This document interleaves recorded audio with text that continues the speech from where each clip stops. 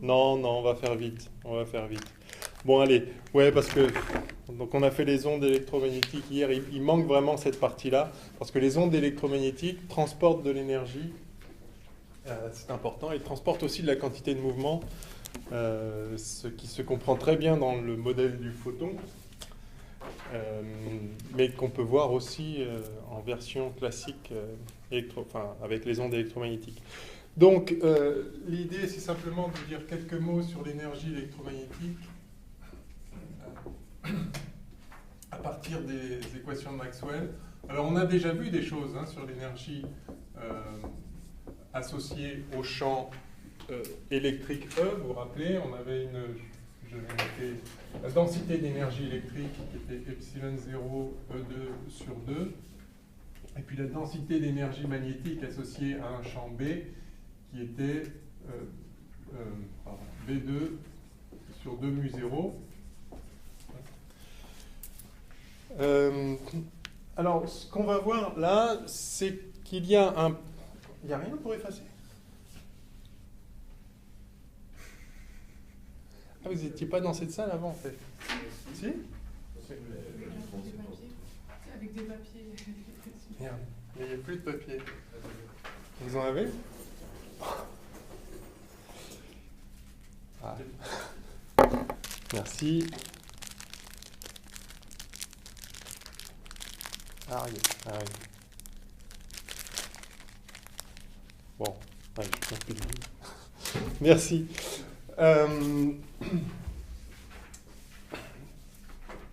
Oui, donc on va voir qu'il y a un principe de conservation de l'énergie électromagnétique.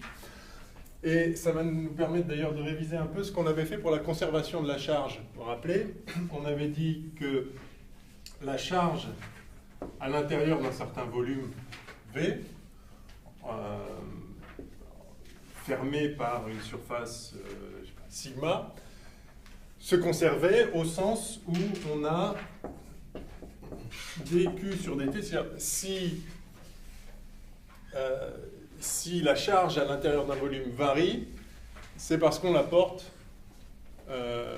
c'est parce que ça rentre par les bords. Donc on écrit dQ sur dt, c'est d de la somme de ρ d taux sur dt, ρ étant la densité de charge, donc on somme sur tout le volume, voilà. Et ça doit être égal à le flux de charge qui rentre, c'est-à-dire le courant intégré sur toute la surface. Alors, donc le courant qui rentre, c'est moins le courant qui sort, donc ça va faire moins, la somme sur toute la surface sigma qui entoure le volume V de J scalaire ds sortant. J'aurais pu mettre plus et entrant. Donc ça, c'est juste... Voilà, la variation de la charge dans un volume, c'est égal à ce qui est rentré. Bon. Simplement, ici, avec le théorème de Greenhouse-Rogatsky, le flux sortant, c'est l'intégrale de la divergence. Et donc ça fait moins sur le volume enserré. Donc de divergence de J des taux, d'où on tire, en mettant la dérivée ici à l'intérieur, que d ρ sur dt plus div de J, un J étant ρV, le vecteur densité de courant, égale 0. D'accord ? Alors, on se pose la question, est-ce qu'on peut faire pareil avec l'énergie électromagnétique, c'est-à-dire dire que l'énergie électromagnétique à l'intérieur d'un certain volume V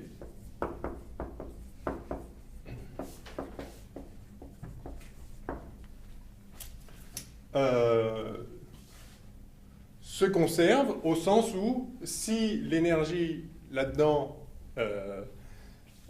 donc que je vais appeler U électromagnétique, si elle se conserve localement, c'est-à-dire s'il n'y a pas de la téléportation de l'énergie, j'en perds là et j'en mets là, si elle se conserve localement au sens qu'on vient de rappeler, c'est que la variation à l'intérieur du volume est égale à ce qui est rentré, plus éventuellement un terme, Parce que s'il y a des charges là-dedans, par exemple, si j'ai une charge Q, le champ, et que j'ai un champ électrique, le champ électrique va induire une force sur la charge Q, donc la mettre en mouvement, et donc ça va travailler.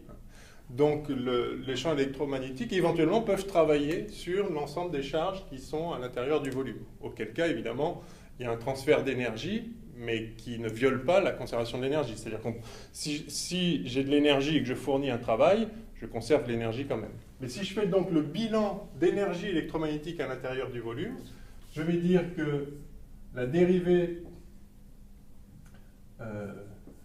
donc de l'énergie magnétique par rapport au temps, c'est-à-dire, donc à nouveau, la dérivée par rapport au temps de la somme sur tout le volume de, je vais mettre un petit U pour la densité d'énergie électromagnétique sur tout le volume, ok? Ça doit être égal à, donc il y a deux termes, il y a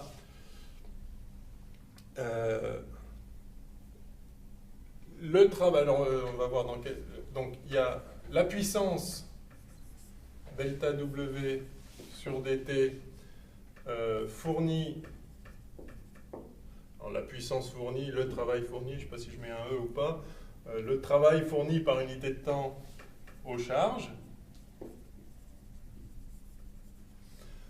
plus, eh bien plus le flux, éventuellement s'il y a un flux d'énergie qui rentre ou qui sort, enfin donc là ce serait plus le flux qui rentre, donc moins le flux qui sort, exactement comme tout à l'heure, donc moins somme sur toute la surface qui enserre le volume V, d'un certain vecteur, je vais le noter grand R,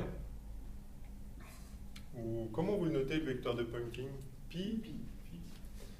Je vais l'appeler déjà pi, parce qu'en fait ça va être le vecteur de Poynting, mais bon. C'est un vecteur qui représente la densité de courant d'énergie qui va éventuellement pouvoir rentrer ou sortir du volume. Voilà. Alors là, est-ce que je dois mettre moins ou plus? Donc si le champ fournit un travail aux charges, évidemment ça lui fait perdre de l'énergie, hein, puisque l'énergie se conserve, les charges vont acquérir de l'énergie via ce travail, si ce travail est positif. Donc ça fait perdre de l'énergie au champ, donc je mets un signe moins ici. Donc c'est moins le travail fourni aux charges.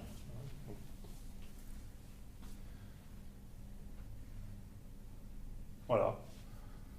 Donc ça, c'est l'équation de conservation de l'énergie électromagnétique dans le volume. En supposant qu'une équation comme ça existe, on va bien sûr voir que oui. Alors simplement, il faut calculer le travail fourni aux charges. Alors c'est très simple, hein. Pour une charge Q, la force, c'est QE plus QV vectoriel B. Ah. Donc dans un petit volume d'étau, vous avez une charge ρ d'étau. Et donc si vous calculez la puissance, alors F scalaire V, enfin, le travail par unité de temps c'est la puissance, sinon vous faites R scalaire dL sur dt, donc F scalaire V pour la vitesse de la charge.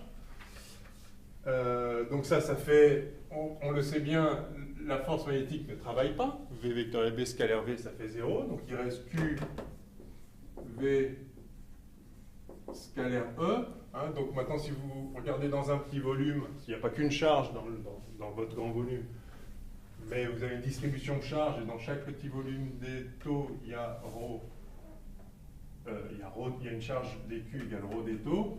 Eh bien, ici, vous avez donc ρ V, je vais mettre le des taux après, scalaire E des taux, et ce ρ V, c'est le vecteur J, hein, la densité de courant localement à cet endroit-là. Donc ceci est J scalaire E des taux. Donc ça c'est donc ça c'est la puissance élémentaire, voilà, dans le volume des taux. Okay, hein, je suis passé du travail sur une charge au travail sur un petit élément de volume avec la densité de charge à cet endroit-là, qui peut être nulle, qui peut être n'importe quoi, enfin, qui est ce qu'elle est. Voilà, donc tout ça pour dire que ce terme-là, en fait, ce n'est rien d'autre que, si maintenant je somme sur tout le volume, ça c'est sur un volume des taux, si je somme sur tout le volume, ça me fait ici la somme triple sur le volume de donc J scalaire E des taux. Voilà, et donc je peux récupérer les morceaux, appliquer le théorème de Green-Ostrowski comme je viens de le faire là, pour la conservation de la charge. J'ai ici donc ça, si je mets ça de l'autre côté, alors ça, hein, le flux sortant ici, c'est la somme sur le volume de la divergence de pi des taux, Green-Ostrowski. Et donc finalement, l'équation de conservation de l'énergie, elle s'écrit somme sur tout le volume de la densité d'énergie, pardon, la dérivée par rapport au temps de la densité d'énergie, plus, si je le mets là, J scalaire E, plus la divergence de cet hypothétique vecteur qui serait un vecteur densité de courant d'énergie. Tout ça intégré sur le volume, ça doit faire 0. Et comme s'il y a une loi de conservation générale de l'énergie électromagnétique, elle doit s'appliquer pour toute surface, pour tout, enfin, à l'intérieur de toute surface, donc pour tout volume, ceci doit être vrai, quel que soit le volume V, d'où on déduit que l'équation de conservation de l'énergie s'écrirait, conservation locale de l'énergie électromagnétique s'écrirait comme ceci.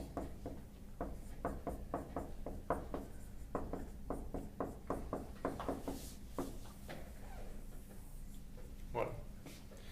Eh bien, ce qu'on va montrer maintenant, c'est que les équations de Maxwell impliquent une équation de ce type avec, effectivement, un vecteur densité de courant d'énergie qu'on appelle vecteur de Poynting et dont on va déterminer l'expression simplement en écrivant, enfin en déduisant une équation de ce type des équations de Maxwell. Alors comment on fait ça? Alors il y a une identité remarquable,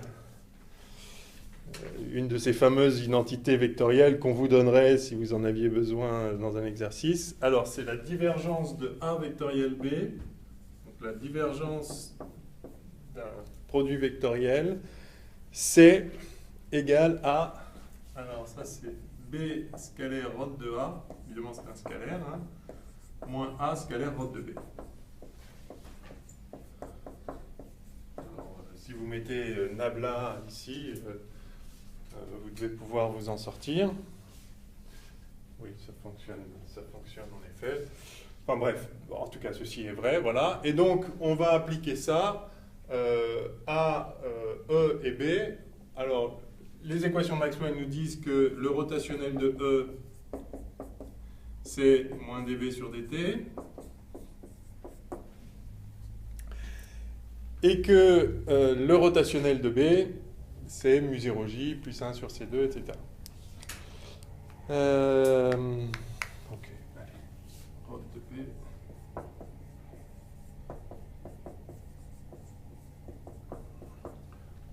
Sur C2 ou epsilon 0 mu 0, enfin on a vu que c'était pareil, maintenant on le sait.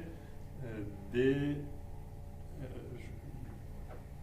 Bon, je prends comme vous voulez. Epsilon 0 mu 0, dE sur dt. Donc on va faire sortir un truc comme ça, là. Donc on va faire E scalaire rod de B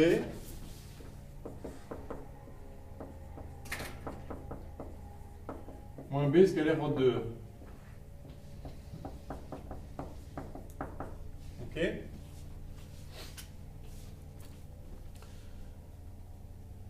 Alors allons-y, ça fait, donc E scalaire rod de B, ça fait mu 0 J scalaire E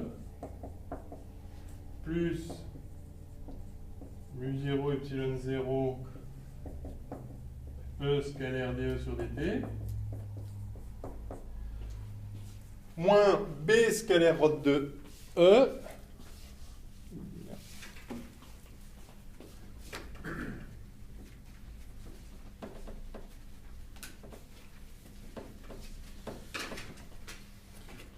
moins B scalaire rod de E, donc moins B, donc plus B scalaire dV sur dt.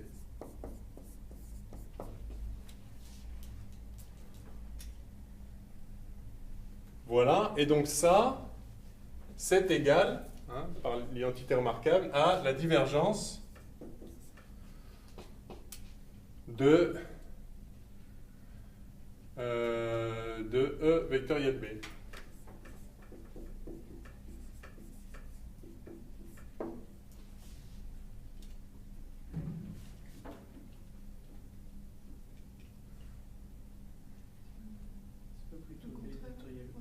Si, ça, justement, c'est ça qui m'embêtait. La formule dit que ça doit être B vectoriel E, là? Très bien, alors on va mettre moins div de E vectoriel B. Évidemment, B vectoriel E, c'est moins E vectoriel B. Ok, bah en fait, ça y est, c'est fini. Parce que E scalaire dE sur dt, eh bien, c'est d sur dt de 1,5 de E scalaire E. D'accord? D sur dt de E scalaire E,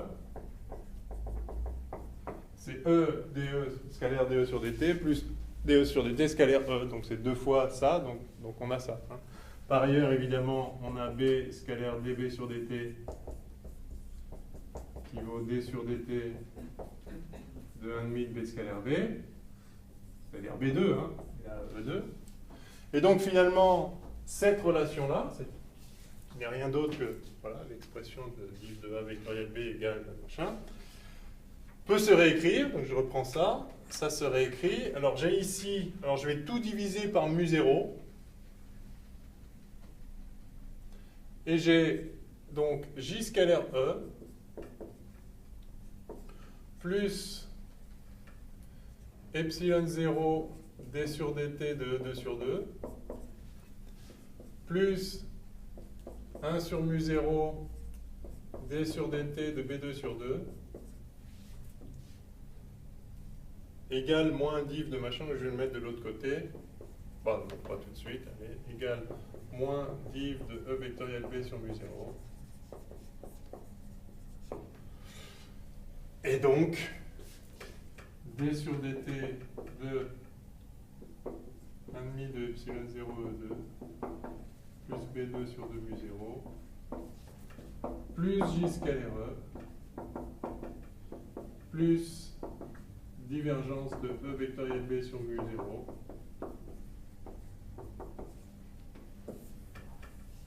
égale 0. Eh bien, cette équation est la même que celle-ci, moyennant le fait que ça, c'est la densité d'énergie magnétique. Alors, on est content parce que c'est déjà ce qu'on avait trouvé, d'énergie électromagnétique, évidemment, partie magnétique, partie électrique. Et là, il apparaît un vecteur dont la divergence se comporte comme doit se comporter la divergence d'un vecteur flux, d'un vecteur densité de flux d'énergie. Donc ce vecteur, on l'appelle effectivement pi, et c'est le vecteur de Poynting.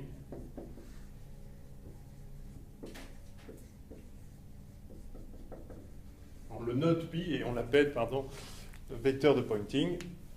Et donc, son sens physique est très clair, il est donné par ce bilan d'énergie, dans la mesure où on a ici la puissance par unité de volume exercée sur les charges, par le champ. Ce terme s'interprète vraiment comme la densité de flux d'énergie, densité de courant d'énergie électromagnétique.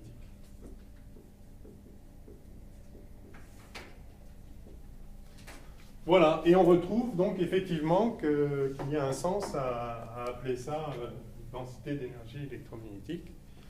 il y a bien de l'énergie associée localement à la présence des champs E et B. Et l'expression est celle-ci, 1,5 de epsilon 0 E2 pour le champ électrique et B2 sur 2 mu 0 pour le champ magnétique. Voilà. Alors, donc, je ne vais pas en dire plus. Donc, c'est important de savoir qu'il y a, il y a un vecteur de Poynting associé au champ électromagnétique, c'est-à-dire qu'effectivement, la propagation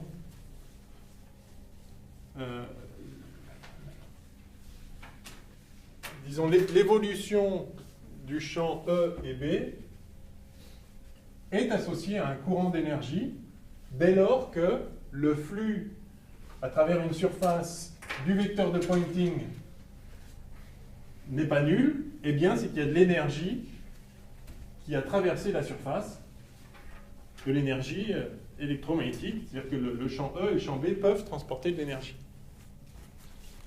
Alors, puisqu'on a vu les ondes électromagnétiques hier, on va appliquer ça au cas des ondes électromagnétiques. Évidemment, c'est valable en toutes circonstances. Oui. C'est valable en toutes circonstances. Le vecteur de Poynting, c'est le flux d'énergie, la densité de flux d'énergie, c'est ça. Alors, si on veut le flux d'énergie, c'est comme pour, si on veut dQ sur dt, on fait la somme à travers une surface, on fait, c'est-à-dire le courant, on fait la somme de J scalaire ds. C'est pareil, si vous voulez la puissance communiquée, traversant une surface, eh bien, vous allez faire le flux sur la surface, intégré sur une certaine surface, du vecteur de Poynting. Alors, ce qu'on a montré, c'est que ceci est vrai pour une surface fermée, mais on peut montrer que tant que les dimensions de la surface qu'on considère est grande devant, par exemple, les longueurs d'onde en jeu, c'est valable aussi pour des surfaces fermées, mais bon, je ne rentre pas dans ces détails. Alors, donc, cas des ondes planes progressives, électromagnétiques, monochromatiques, on va prendre notre belle onde d'hier. Donc, on avait, vous vous rappelez, on a une onde transverse, pardon, voilà. On a une onde transverse, j'avais appelé U la direction de propagation. On a un champ E qui est dans le plan, donc orthogonal, le champ B qui est orthogonal aussi au champ E, avec B qui est égal à, donc on avait vu U vectoriel E sur C, c'est la structure de l'onde. Eh bien, calculons le vecteur de Poynting de l'onde électromagnétique. Eh bien, c'est E vectoriel B sur mu 0.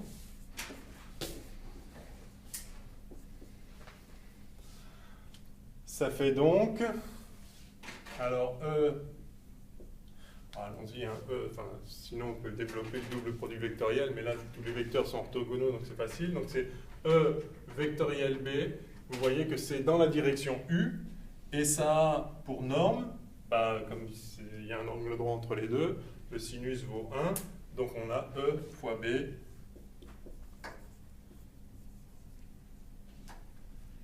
sur mu 0, U. Et E, et par ailleurs, en norme, là, ça c'est les normes, hein, E et B. Par ailleurs, on a E égale BC. Hein, d'accord. Donc ceci fait en fait B2 sur mu 0, c'est U, ou si on préfère, E2 sur epsilon 0, c'est U. Si on veut l'exprimer en fonction de B ou en fonction de E. OK, et par ailleurs, quelle est la densité d'énergie associée à l'onde électromagnétique ?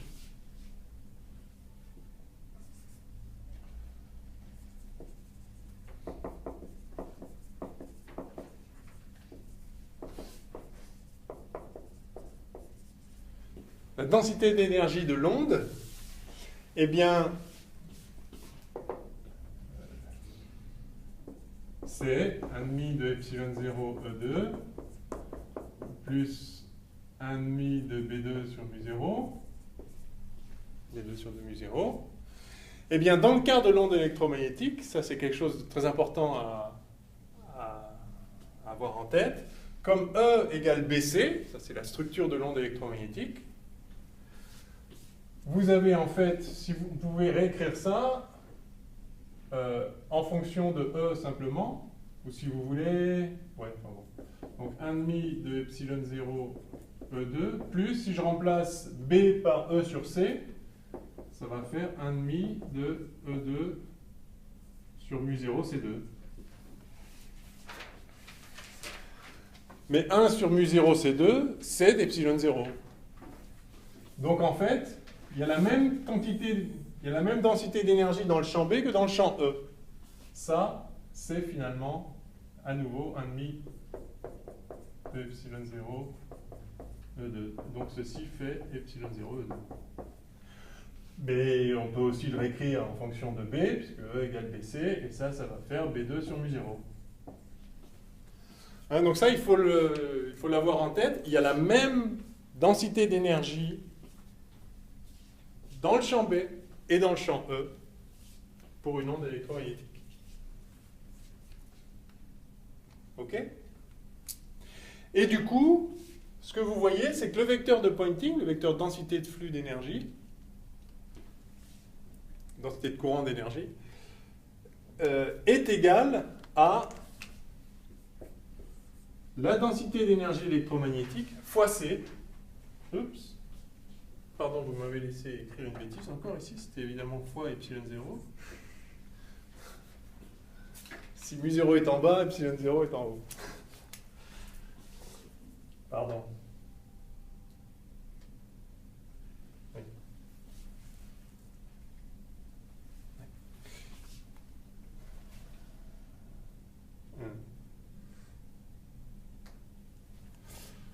C'est vrai ça? Non, oui. Ok, donc c'est la densité d'énergie électromagnétique fois C fois U. Donc vous avez un courant de densité d'énergie qui est la densité d'énergie fois C dans la direction de propagation de l'onde. Mais ça c'est magique, parce qu'effectivement la densité de courant c'est ρV. Et bien là, la densité de courant d'énergie, c'est ρ de l'énergie, la densité d'énergie. Là, c'est la densité de courant électrique, c'est la densité de charge fois la vitesse. Et bien là, vous avez la densité de courant d'énergie, c'est la densité d'énergie fois la vitesse. Donc ça vous montre en fait que l'onde électromagnétique transporte de l'énergie à la vitesse c, dans la direction de la propagation. Donc une onde électromagnétique transporte une densité d'énergie qui vaut... Voilà, ça dépend évidemment de l'intensité du champ. Alors, et au passage, oui, c'est ça aussi, pour ça que je voulais faire ça hier, au passage, vous voyez que la densité d'énergie est associée à l'onde est bien proportionnelle au carré de l'amplitude. C'est proportionnel au carré de E ou au carré de B. C'est une onde électromagnétique, peu importe ce que vous choisissez, pour représenter l'onde, E ou B. Si vous avez E, B s'en déduit. Si vous avez E, B, E s'en déduit. Mais ce qui est important, c'est que l'énergie portée par l'onde, c'est le carré de l'amplitude. On le voit là. Et l'onde la transporte à la vitesse c, donc c est la vitesse de propagation de l'énergie par les ondes électromagnétiques. Donc ça, c'est très important. C'est bien sûr la vitesse de phase, on l'a vu pour les ondes, mais c'est aussi la vitesse de propagation de l'énergie. Okay. L'énergie se propage à la vitesse c. On est dans le vide, bien sûr. OK?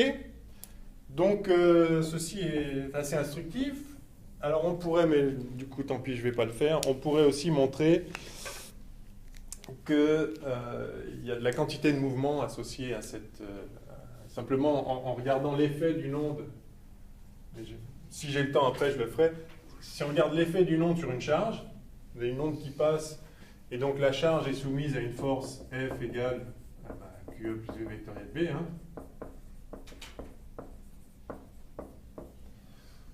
Pour regarder le travail, donc vous faites ça, scalaire le déplacement, donc si si vous voulez, la puissance, ça scalaire V. Et vous allez montrer qu'effectivement, il y a un travail qui est effectué sur l'onde, sur la charge au passage de l'onde, et donc il y a de l'énergie il y a de la quantité de mouvement aussi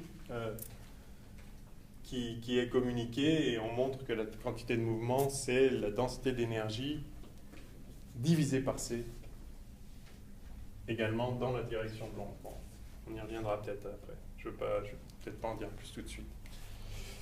Sinon, on ne va pas avoir le temps de faire des interférences comme il faut, malheureusement. OK? Vous avez des questions là-dessus?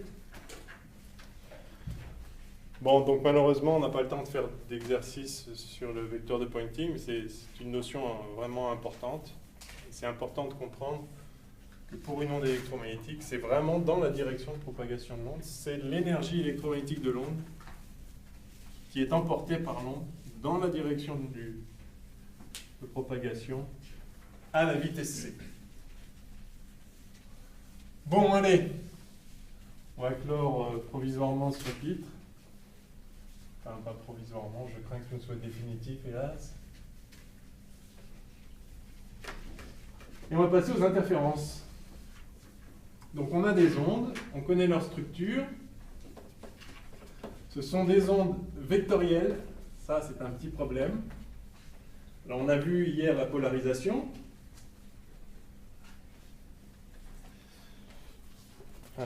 C'est-à-dire la direction du champ. Alors oui, tiens, les expériences, des expériences qui ont été faites au XIXe siècle, essentiellement par Wiener,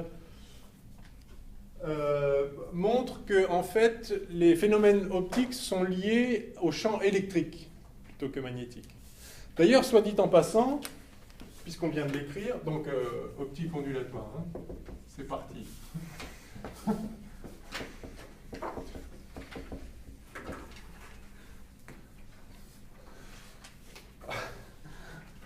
En 1 heure, on va faire en 2 heures, je ne sais pas combien de temps il reste. On va faire des interférences. Et demain, on fera la diffraction. On a vu donc que la force qui s'exerce sur une charge, c'est QE plus V vectoriel B. Enfin, plus V vectoriel B. Dans le cas d'une onde électromagnétique, hein, vous avez E qui vaut B fois C, ou B qui en norme vaut E sur C. Donc la partie électrique en norme,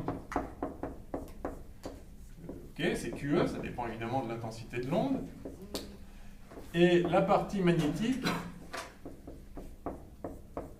eh bien c'est QV fois B, c'est-à-dire E sur C. Enfin, c'est l'ordre de grandeur, évidemment ça dépend de l'angle entre la vitesse mais donc vous voyez que, enfin entre la vitesse et les champs, vous voyez que la force magnétique en intensité, c'est V sur C fois, enfin, l'ordre de grandeur, c'est V sur C fois la force électrique. Il y a un sinus de l'angle entre V et B, évidemment, ici. Hein. Mais au mieux, c'est 1, ce sinus. D'accord ? Donc, ça veut dire que tant que V est petit devant la vitesse de la lumière, la force magnétique, elle est négligeable.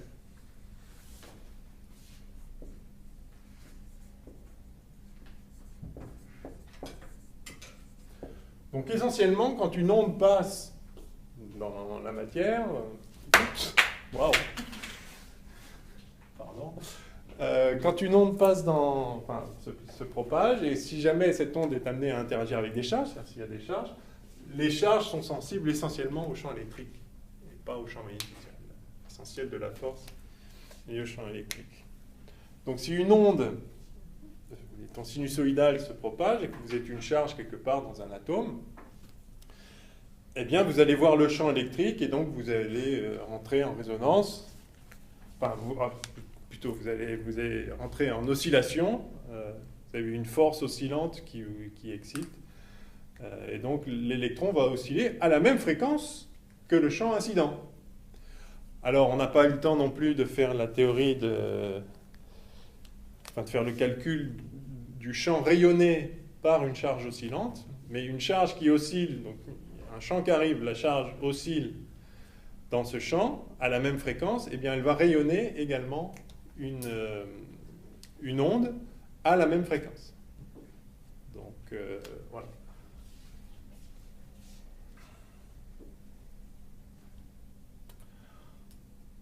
Ok, donc voilà. Et par ailleurs, on montre effectivement, en travaillant sur les ondes stationnaires, on voit que, donc avec des nœuds, il y a des nœuds de vibration pour E qui sont des ventres pour B, etc.